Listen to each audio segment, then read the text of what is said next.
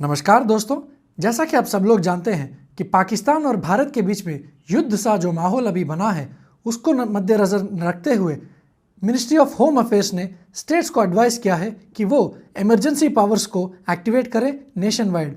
क्या इसका मतलब ये है कि नेशनल इमरजेंसी देश में लागू होने वाला है? जी नहीं। इस न्यूज़ आर्टिकल को देखिए, यहाँ लिखा है कि होम मिनिस्ट्री ने स्टेट्स को, यूनियन टेरिटरीज को आदेश दिया है कि emergency powers under the civil defence rules को यूज में लाएं। पहले हम जानने की कोशिश करते हैं कि सिविल डिफेंस रूल्स क्या हैं। ये जो सिविल डिफेंस रूल्स हैं ये बना है सिविल डिफेंस एक्ट ऑफ 1968 के तहत। इसके अंदर सिविल डिफेंस रूल्स 1968 आपको मिलेंगे। इन रूल्स में emergency powers under civil defence ये मेंशन किए जाते हैं और ये रूल्स जो हैं ये एम्पावर करते हैं बोथ सेंट्रल गवर्नमेंट और स्टेट गवर्नमेंट को कि वो एक्शन लें in interest of national security यानी राष्ट्रीय सुरक्षा और at times of war and disaster like emergencies. Civil defence rules के अंदर जो इमरजेंसी पावर्स हैं इसको हम थोड़ा डीपली समझने की कोशिश करते हैं। सबसे पहला पावर यह है कि requisition of property and services. Property के जो रिक्विजिशन है उसमें लैंड, बिल्डिंग और व्हीकल्स ये सारी चीज़ें आती हैं। और सर्विसेज के अंदर अगर देखा जाए तो government can direct any person to perform civil defence duties under these rules.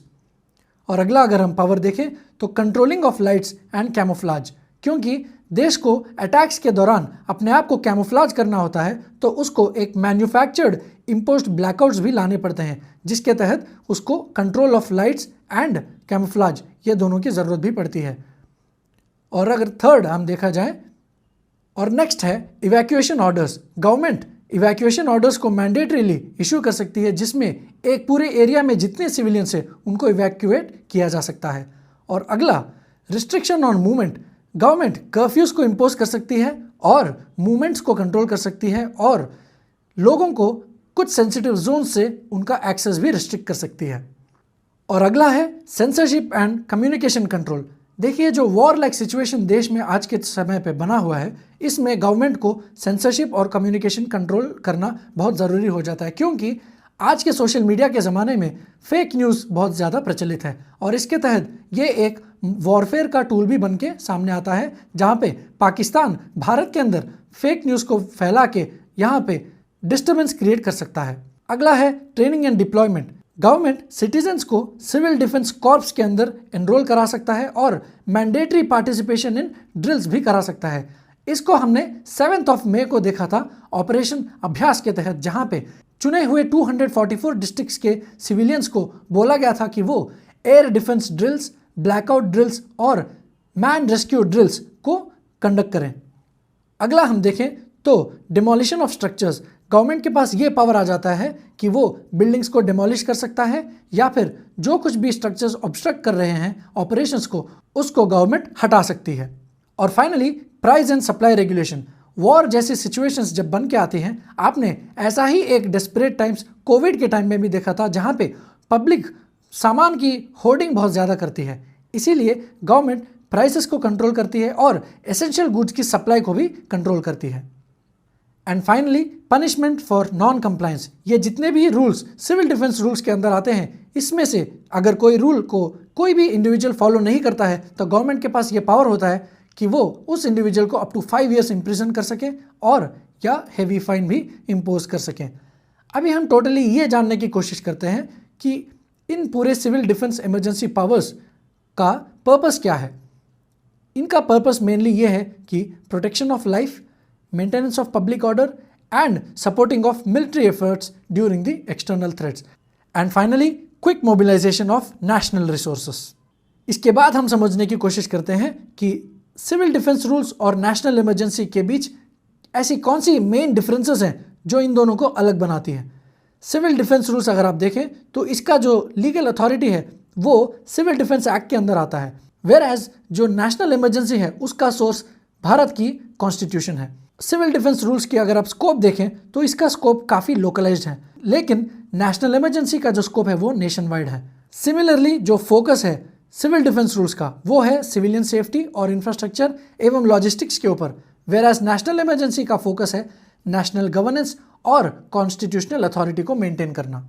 Similarly आप यहाँ देखें तो जो स्कोप है वो सिविल डिफेंस रूल्स का स्कोप काफ़ी नैरो है और नेशनल इमरजेंसी का स्कोप काफ़ी बड़ा है।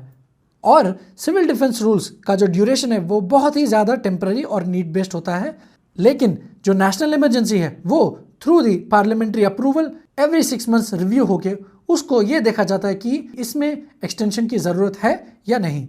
अब हम ये देखते हैं कि मिनिस्ट्री ऑफ डिफेंस ने ऐसी कौन सी गाइडलाइंस जारी की हैं।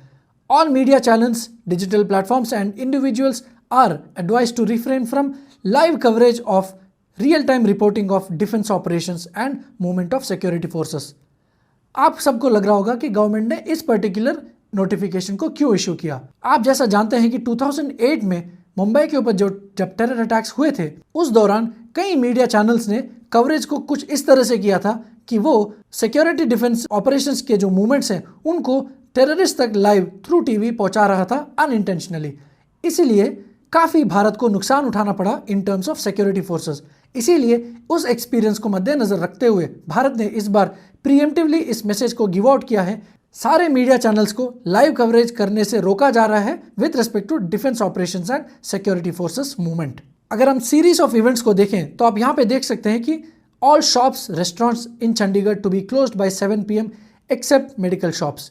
सिमिलरली दूसरा अपडेट यह है कि पाकिस्तान और इंडिया के बीच जो ऑपरेशन सिंदूर चल रहा है उसी बीच over 100 flights have been cancelled from Delhi today so far. अब हम जानने की कोशिश करते हैं कि यूनाइटेड स्टेट्स का इस पूरे इशू में क्या रोल है। अब हम ये जानने की कोशिश करते हैं कि इस पूरे इवेंट में यूनाइटेड स्टेट्स का क्या रोल है। जैसा कि आप सब लोग जानते हैं United States was leaning more towards Pakistan earlier, that was before the Kargil war. But Kargil war के बाद USA shifted its stance towards neutrality and even criticized Pakistan for its action in the Kargil conflict. अब हम जानने की कोशिश करते हैं कि कारगिल वॉर में एक्चुअली हुआ क्या था। Let us understand that in brief. Kargil war हुआ था 1999 में इंडिया और पाकिस्तान के बीच में जम्मू एंड कश्मीर के कारगिल सेक्टर में, जहां पे पाकिस्तानी ट्रूप और मिलिटेंट्स ने इन्फिल्ट्रेट किया था इंडियन टेरिटरी को। पाकिस्तान का यहाँ पे मकसद ये था कि इंडिया के जो स्ट्रेटेजिक पीक्स हैं उसको सीज करना और ले श्रीनगर हाईवे को कट ऑफ कर देना और एलओसी को ऑल्टर करना उसका ऑब्जेक्टिव था। भारत का रिस्पांस था ऑपरेशन विजय। ऑपरेशन विजय के तहत भारत ने आर्मी को मोबिलाइज किया और एयरफोर्स को मोबिलाइज किया under operation Safed Sagar and it recaptured the heights. उसका निष्कर्ष ये निकला कि 26 जुलाई 1999 में इंडियन फोर्सेस ने सक्सेसफुली सारे इंट्रूडर्स को पुशबैक किया है और इस दिन को आज के दिन कारगिल विजय दिवस के तौर पे मनाया जाता है। लेकिन अगर हम कैजुअलिटीज देखें तो we unfortunately lost around 527 Indian soldiers in this. USA का कारगिल वॉर में जो रोल था वो था विद इनिशियल न्यूट्रलिटी, लेकिन बाद में पाकिस्तान को क्रिटिसाइज भी यूएसए ने किया है। रिकॉग्निशन ऑफ पाकिस्तान एग्रेशन, जो कुछ माउंटिंग एविडेंस यूएस को मिल रहा था, it forced United States to bring Pakistan into question. And finally, ex-president of United States, Mr. Clinton and Sharif had a meeting. In 1999, Clinton met Sharif and firmly demanded that Pakistan withdraw its troops. Diplomatic pressure भी बना, जहां USA ने पाकिस्तान को pressure किया कि वो retreat करे unconditionally and thus helping prevent wider conflict and nuclear escalation. Global impact ये हुआ कि इंडिया और यूएस के जो टाइज हैं जो इससे पहले बहुत वीक थे, ये इस इंसिडेंट के बाद स्ट्रांग हुए हैं। जैसा कि आप इस न्यूज़ आर्टिकल में देख सकते हैं कि how Kargil war turn US into an India ally. और अगर आज की हम सिचुएशन की बात करें तो जेडी वैंस, जो कि वाइस प्रेसिडेंट हैं यूनाइटेड स्टेट्स के, उन्होंने कहा कि जो कुछ भी इंडिया और पाकिस्तान के बीच में हो रहा है, this is none of United States business. ये एक बहुत ही इंपॉर्टेंट स्टेटमेंट हो जाता है आज के टाइम पे compare to what United States was doing multiple decades ago. और फाइनली आज का सबसे बड़ा question, is UPSC prelims 2025 going to be postponed. जैसा कि आप इस न्यूज़ आर्टिकल में देख सकते हैं कि threat of war has shattered our dreams, says Kashmir's UPSC aspirants in the midst of India Pakistan tensions. क्या यूपीएससी प्रीलिम्स 2025 पोस्टपोन होने वाला है? इसका फिलहाल जवाब ये बनेगा कि नो। कोई इस विषय में ऑफिशियल कम्युनिकेशन हमको आज तक अभी मिला नहीं है और in fact important instructions for PWBD candidates का भी यूपीएससी ने आज के दिन पे रिलीज भी किया है। तो इसीलिए please stay away from fake news and rumours and please wait for the official communication from UPSC and इसी बीच please keep your preparation well for the exam.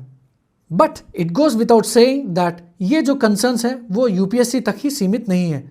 जैसा कि आप सब लोग जानते हैं कि नेशनल टेस्टिंग एजेंसी एनटीए द्वारा कंडक्ट किया जाने वाला CUET एग्जाम वो भी मार्च 13 को शेड्यूल्ड है, जिसमें बॉर्डरिंग स्टेट से जितने स्टूडेंट्स हैं जम्मू एंड कश्मीर, पंजाब, राजस्थान से, ये लोग उसमें भाग लेने वाले हैं। तो देखना पड़ेगा हमको वेट करके कि भारत सरकार इस विषय में क्या निर्णय लेती है। और फाइनली आज का हमारा क्वेश्चन है कि which of the following is not an emergency power granted under civil defence rules of 1968। इनमें से ऐसे कौन से पावर्स हैं जो सिविल डिफेंस रूल्स के अंदर मेंशन नहीं है। Thank you, take care and Jai Hind. Abhyas IAS Super 30 batch starting from June 15th. Take the skill test and join us in clearing your civils in your first attempt itself.